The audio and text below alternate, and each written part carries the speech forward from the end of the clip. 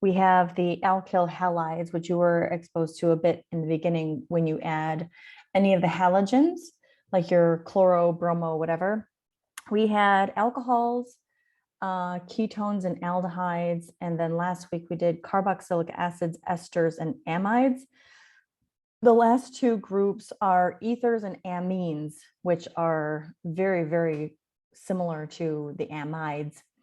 So we have to make sure that we can distinguish between those two.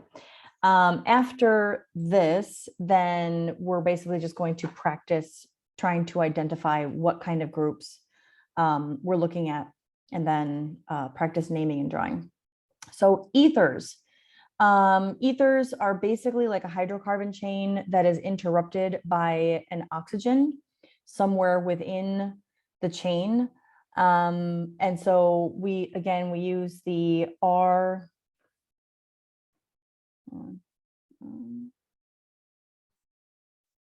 Sorry, hold on a second.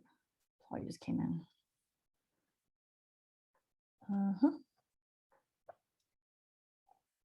So yeah, we use the R to represent the hydrocarbon chain that comes before the oxygen and an R prime afterwards, because they're not necessarily the same. So for this one, it happens to be the same, but it's not always the same. So we're going to name the parent compound, and the word ether is going to come at the end of the name. And then we're going to add the names of the alkyl groups. So if there are two different alkyl groups, of course, we arrange them in alphabetical order in front of the word ether. If they're the same, then you use di. So basically what we're looking at is if you've got, I'll do the one before CH2, CH3. If you have something like this, because you see the oxygen in the middle, automatically the parent name is ether, okay? Because saying ether, you're identifying that there's a single bond O in the middle, and then the alkyl groups are what you're describing are on either side of the oxygen. So in this case, they both have two carbons, so they are both ethyl. And because there's two of them, we just call it diethyl ether.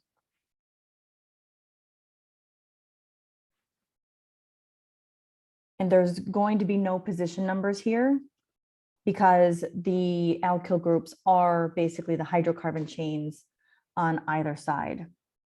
So for example, if which I just did, this compound has the single bond oxygen in the middle, so it's ether.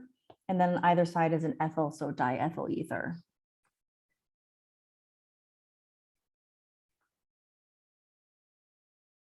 This is probably, I think, the easiest group, as long as you can identify it as an ether.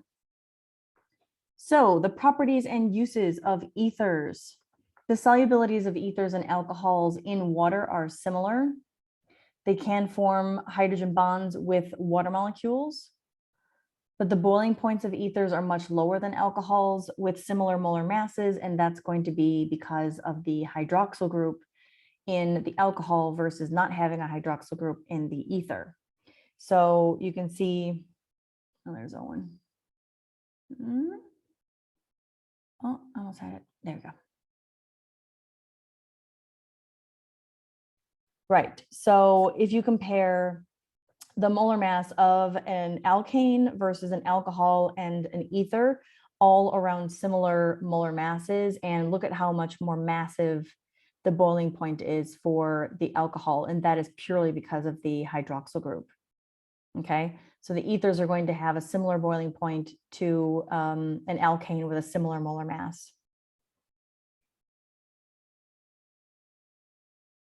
Okay, I just talked about that. Blah, blah, blah. And like alkanes, ethers are not very reactive. And so that's their most common use is as a solvent, basically to dissolve solutes in. If you can't use water, they can use an ether instead. Now, the most widely used ether is called methyl tertiary butyl ether, or MTBE, and it is a gasoline octane enhancer. We used to use triethyl lead, but of course, lead is poisonous, so they replaced it with MTBE. Okay, so the defining characteristic of an ether is having a single bonded O in the middle, and then you just name the parent. It's just called ether, and you name the groups on either side.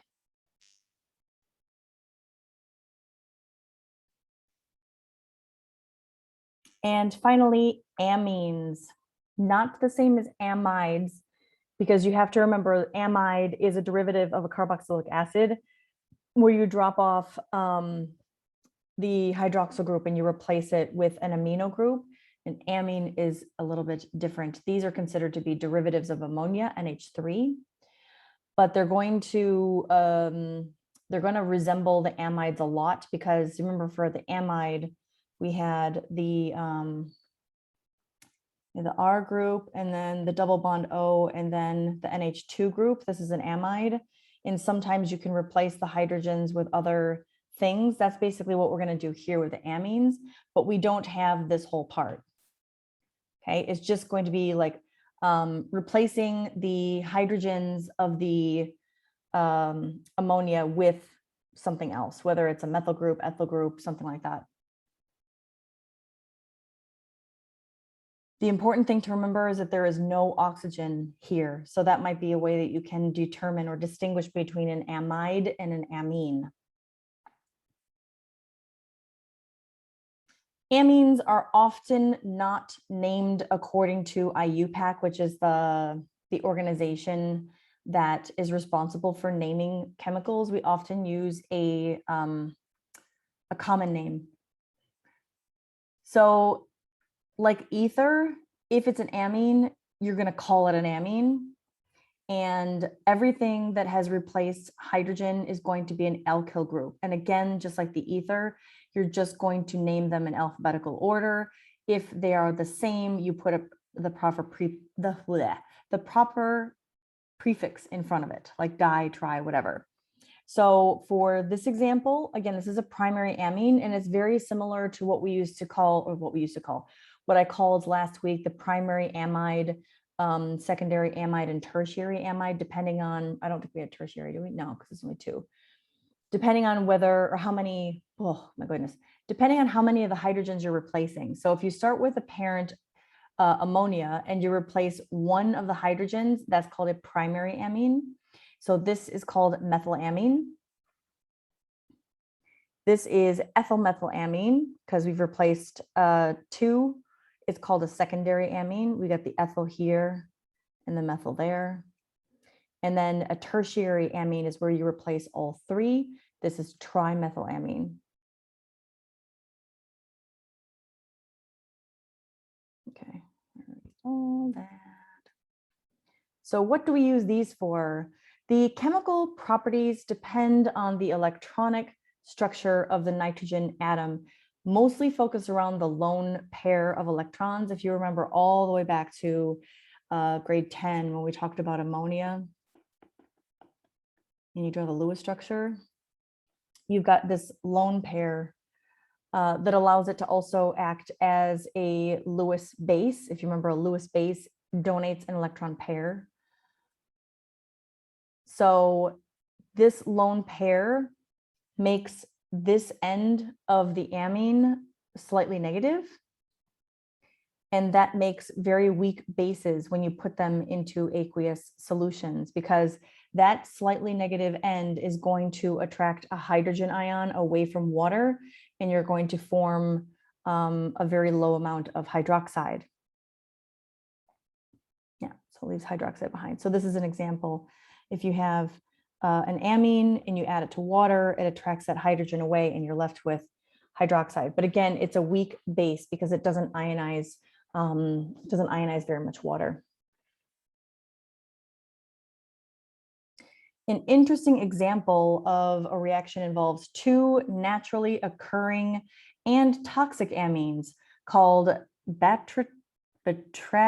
alkotoxin and whatever, A. These are actually made by a little froggy called the poison dart frog. They are in, what did I say? Brazil, Colombia. Yeah, these guys. So this is what the amine looks like. And then basically they're showing you here, you've got a methyl group and then a whole lot of, I don't know what that is, whole lot of other organic structure there. In a water solution, both of these amines gain protons or hydrogen ions and become positively charged. Because they carry the same charge as sodium ions that are found in the nervous system, they act the same way as sodium ions. Both ions can move through openings in the nerve cells, if you remember your sodium channels. But these ions are larger than sodium, so they keep the channel open, which means that the actual sodium ions flood into your nerve cell, which causes your nerve cell to continuously transmit nerve impulses, which basically kills the cell. Amines are also, oh my God, I can't talk today, are also common in nature. Now, I don't know if you remember when I talked about aldehydes and ketones, and I said aldehydes and ketones are responsible for a lot of good flavors and smells. And then I also talked about carboxylic acids also being responsible for flavors and odors, like citric acid is a carboxylic acid. Amines are the bad smells. That's like the one thing that I always remember that sticks out about amines. They're often formed during the breakdown of proteins in animal cells. And so we have two amines, one called putrescine and one called cadaverine. Now, this comes from the word putrid, which is like absolutely rotten. That's a D. And of course, cadaver is a dead body. And if you have ever smelt like a dead, rotting carcass, maybe like a rat or something, there's a very, very specific smell that's associated with dead and rotting organisms, and that comes from cadaverine.